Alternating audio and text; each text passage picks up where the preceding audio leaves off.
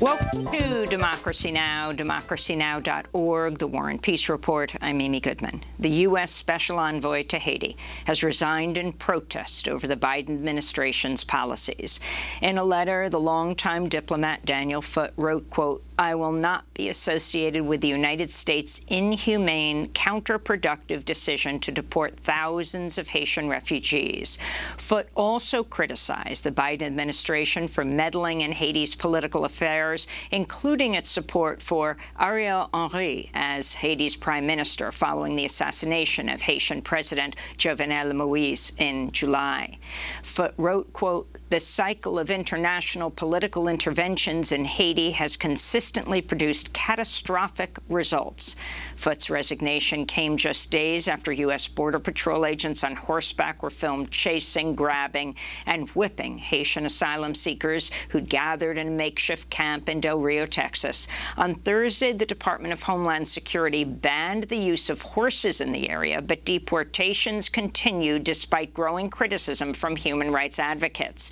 The New York Times reports the Biden administration has now deported nearly 2,000 Haitians since last week. About 3,000 Haitians remain in the makeshift camps in Del Rio, while thousands of others have been allowed to stay in the United States. Immigrant justice activists held demonstrations across the United States yesterday to demand the closure of all Immigration and Customs Enforcement jails, an end to deportations, and the release of all imprisoned asylum seekers and immigrants. The Communities Not Cages Day of Action came as reports show the number of people detained by ICE has gone up 70% since President Biden took office.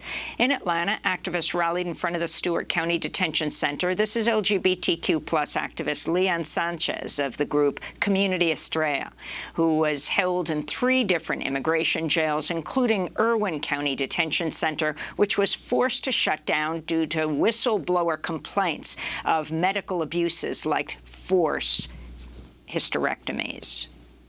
Viene a mi mente momentos desagradables. I have unpleasant memories of all the unhealthy and inhumane conditions in these places of torture, the medical negligence and the unsanitary food, but the worst was having to stay in solitary confinement for a whole year in the infamous hole, just because I am trans, because they don't have a dedicated place to hold LGBT people. Centers for Disease Control Director Dr. Rochelle Walensky has endorsed giving workers in high-risk settings booster vaccine shots despite opposition from a CDC panel. On Thursday, the panel recommended making Pfizer-BioNTech booster shots available to people 65 and older, nursing home residents, and people with underlying health conditions. But the panel did not recommend booster shots for younger healthcare workers, teachers, and other high-risk settings. But Walensky then overruled the panel. Many global health experts have criticized the Biden administration for promoting booster shots while much of the world remains unvaccinated. At the United Nations General Assembly, South African President Cyril Ramaphosa repeated his call for waiving intellectual property rights on vaccines. He also criticized wealthy nations for hoarding vaccines. It is an indictment on humanity that more than 82% of the world's vaccine doses have been acquired by wealthy countries, while less than 1% has gone to low-income countries. Unless we address this as a matter of urgency, the pandemic will last much longer and new mutations of the virus will emerge and spread. South Africa reaffirms its call for fair and equitable distribution of vaccines. Meanwhile, Bolivian President Luis Arce said access to vaccines should be considered a human right in his address to the UN General Assembly. El capitalismo ha mercantilizado todos. Capitalism has commodified all aspects of social life, and health is not the exception. Medical science should be at the service of humanity without any sort of geographical, political, social, or nationality discrimination. The access to the vaccine must be considered as a human right. The UN General Assembly is taking place as COVID cases continue to surge in parts of the world. Earlier today, South Korea reported over 2,400 new COVID cases, its highest daily tally since the start of the pandemic. In Yemen, Oxfam is warning COVID deaths have increased fivefold in the past month. Fewer than 1% of Yemen's population is vaccinated. At the United Nations, leaders from low-lying and island nations have also called on wealthy countries to do far more to combat the climate emergency. This is the Guyanese president, Irfan Ali. Small island states and continental countries with low-lying coastlines, such as Guyana, will be the first to feel the full brunt of the impending disaster. Yet our countries are among the lowest emitters of greenhouse gas emissions, contributing the least to the harmful and destructive effects of climate change. This is not only unfair, it is unjust. In other climate news, the Environmental Protection Agency has issued a new rule to cut the use of hydrofluorocarbons, highly potent greenhouse gases commonly used in air conditioning and refrigeration. Meanwhile, youth climate activists are staging a global climate strike today with actions planned in over 1,500 locations. On Capitol Hill, the House has approved increasing the Pentagon's budget, even though the U.S. recently pulled combat troops out of Afghanistan, ending the longest war in U.S. history. On Thursday, a bipartisan group of lawmakers voted in support of a $768 billion Pentagon budget as part of the National Defense Authorization Act. This was $25 billion more than President Biden sought. The House rejected two amendments to trim the Pentagon's budget and an amendment to prohibit the military from transferring firearms, military vehicles, and aircraft to local police departments. House lawmakers, however, did approve an amendment to end all U.S. support for the Saudi-led bombing of Yemen. California Congressmember Ro Khanna had introduced the amendment.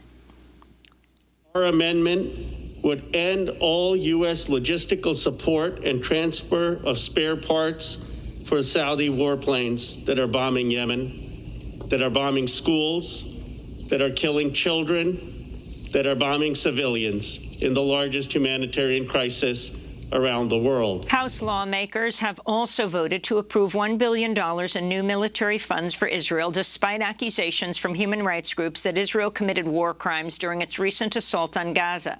The congressional funding is being given to help Israel replenish its Iron Dome missile defense system, which is built in part by the U.S. military contractor Raytheon.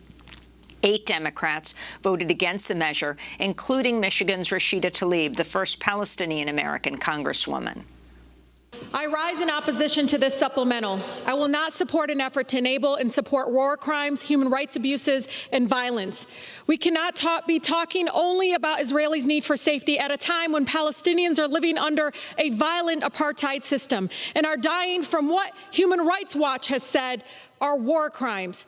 We should also be talking about Palestinian need for security from Israeli attacks. We must be consistent in our commitment to human life, period. Everyone deserves to be safe there. Catalan separatist leader Carles Puigdemont has been detained in Italy on an arrest warrant from Spain, where he's wanted on sedition charges for his role in organizing an independence referendum for Catalonia in 2017. He's been living in exile for 4 years.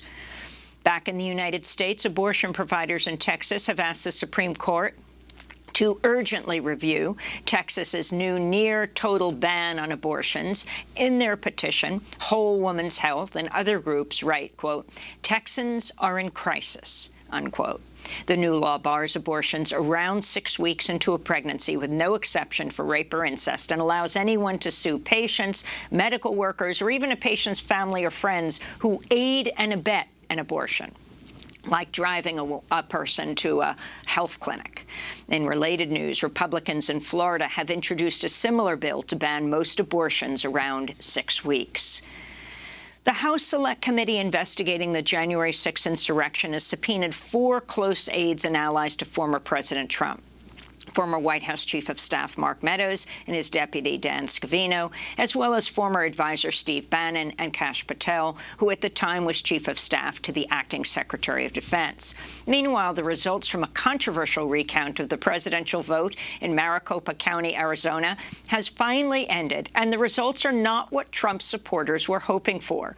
The Republican-financed recount found an additional 99 votes for Joseph Biden and 261 fewer votes for Trump. But Trump's effort to overturn the election has not ended. On Thursday, the Office of Texas Secretary of State announced a new audit of election results in Texas's 4 largest counties. This came just hours after a request by Trump to Republican Governor Greg Abbott. Former Minneapolis police officer Derek Chauvin's moving to appeal his 22.5-year sentence and conviction for murdering George Floyd. In court documents filed Thursday, Chauvin said he intends to appeal on 14 grounds, including the judge's decision not to move the trial out of Hennepin County. In Tennessee, 1 person died and 14 were injured in a mass shooting at a Kroger supermarket in the town of Collierville Thursday. The shooter was found dead of an apparent self-inflicted wound. And Facebook's global head of safety is set to testify before a Senate panel next week amidst mounting concerns the social media platform can seriously damage young people's mental health. Last week, the Wall Street Journal published a report based on internal Facebook documents revealing its Instagram app makes many adolescent users, particularly teenage girls, feel bad about themselves and can lead them towards harmful content. The report also shows Facebook was aware of the negative impacts of the app, but did not take any action to address the issue. And those are some of the headlines. This is Democracy Now!, democracynow.org, The War and Peace Report. I'm Amy Goodman.